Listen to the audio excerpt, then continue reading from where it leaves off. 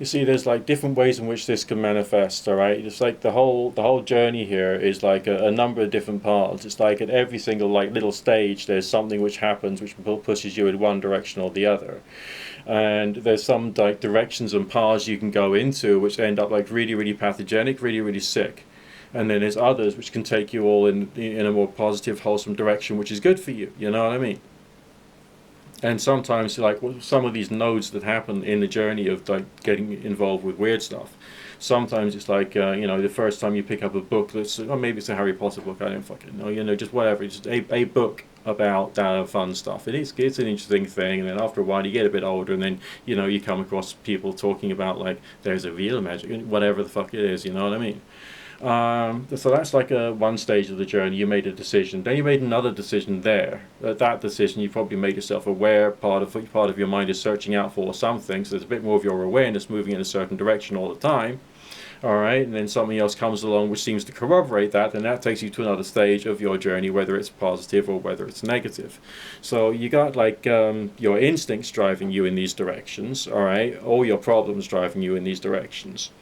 But also, we also have the power of choice to a certain extent to override our issues and our problems as we carry on. I mean, let's say we talk about like magic, witchcraft, occultism, that sort of thing, right?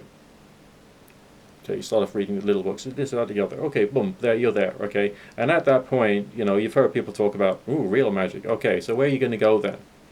Is it, my intention is to use this stuff for my healing, for my well-being, for this, that, and the other, I want to go in this direction? Or is it more a question of I want power? Okay, there's two different directions you can go in. Then once you've moved on a bit further, maybe you've like read a little bit more, and you've suddenly started thinking to yourself that you've gotten a certain level of an idea. This idea becomes very strong inside you. But the strange thing is, the idea itself develops a certain level of power of its own, even to the point of overriding any of your brain cells. All right, so you carry on, then all of a sudden something happens and you start speaking from this pathogenic entity which is inside you. And what you say doesn't necessarily fit in with the conversation or with the people around you, but it seems to satisfy a need inside you to feel better through placating this strange parasitic entity inside your mind. These words come out. Maybe other people look at you and they think, oh my God, they're a bit weird. And then after a little while you carry on saying little things here and there because this pathogenic strong belief is developing inside you. This thing which has become a sense of identity, and you're crying out for everybody else to recognize and respect you because you've got this sense of identity inside you, despite the fact that you haven't spoken to anybody else in the social group about this before.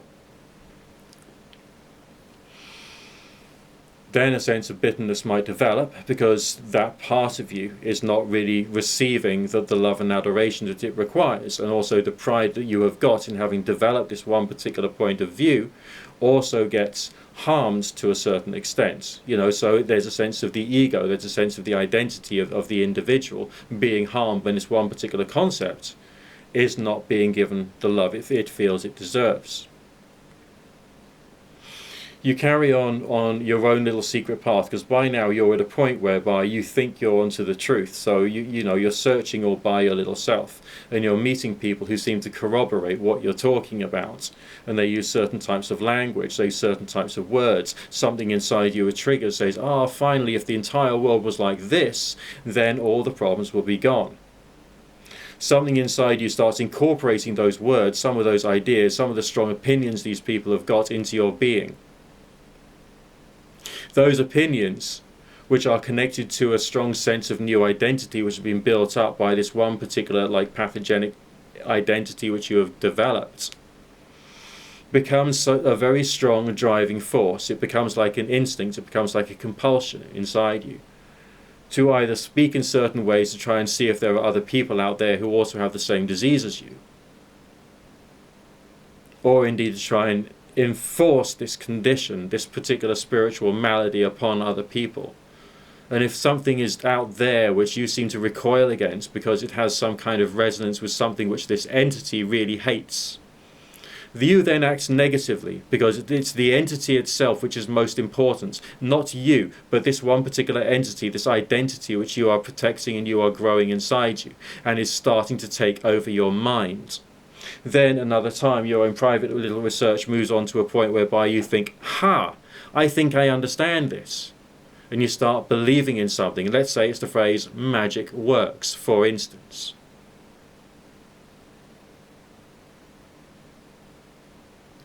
And at that point, you're at another node. If it does work, where am I going to go with it? What am I going to do with it? This concept inside you is growing. It's growing stronger and stronger. It's dominating the mind. It wants to speak now. You don't.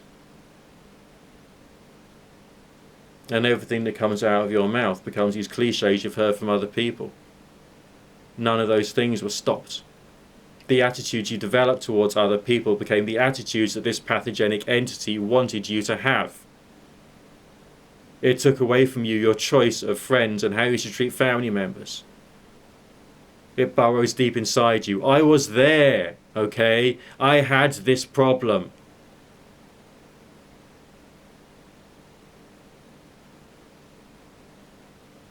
But I had a moment of clarity. Because I needed to put it to the test against something that's real, something that's concrete, and something that's destroying me. And I didn't get results, because there was something wrong with what they were saying.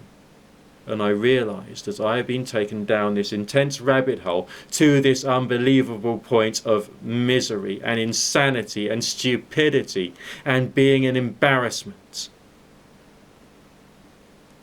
Because I'd overheard, or someone had said to me, magic works.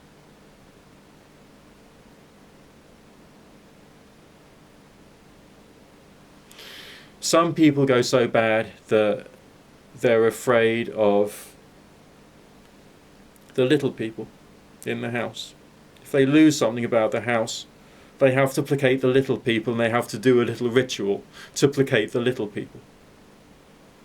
I've known people like this.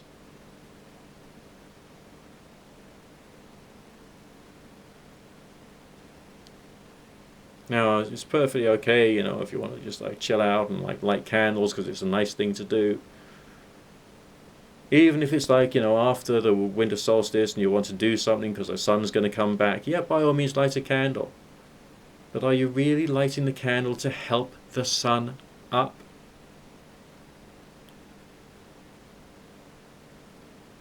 It's pretty much, it does it by itself. It's not you that's doing it. You know, sometimes the derangements of perspective of reality is so extreme in the occultist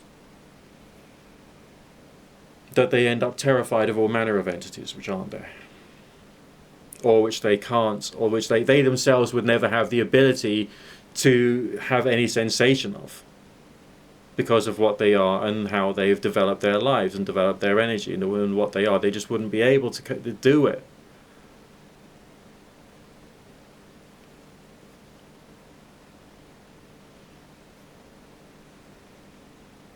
And there's a serious, significant risk that anyone could go in that direction. And I think that when people hear someone say magic works, that's one of the key nodes, one of the key moments in the journey of a decline. So that's why I want people to question it. That's why I want people to be experimenters. We're talking about an experimental art form for the purposes of developing weird forms of spiritual experience. Alright, we're not talking about the precision of a physicist's laboratory. So that's another reason why we don't use the phrase it works. Because if you do, you're unbelievably stupid. And you're proving to everyone you talk to how unbelievably stupid you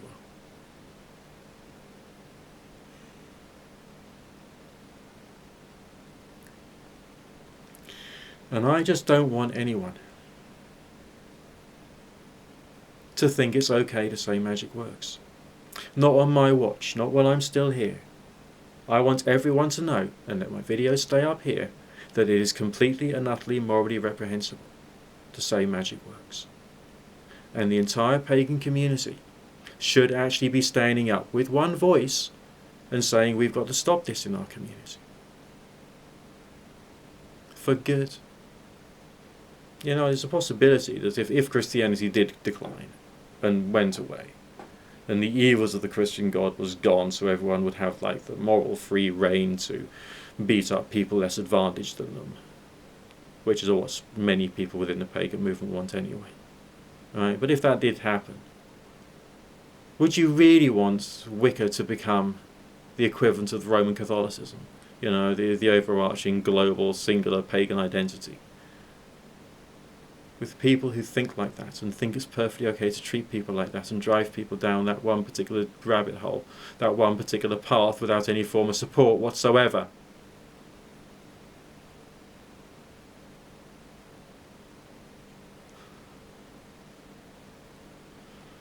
And if there's anyone who I think is moving in that direction, please, for fuck's sake, try and understand what is actually in the contents of my videos. And realise that the entire reason that I'm here is that I've been doing this stuff is to tell you, yes, please do investigate psi phenomena, by all means. But don't become a lunatic. Don't become a religious lunatic. Don't become a weird fanatic. Don't make stupid decisions because you think the spirit has told you to. Alright, don't. You know, you got one of these. You must learn to use it. Please. Thank you.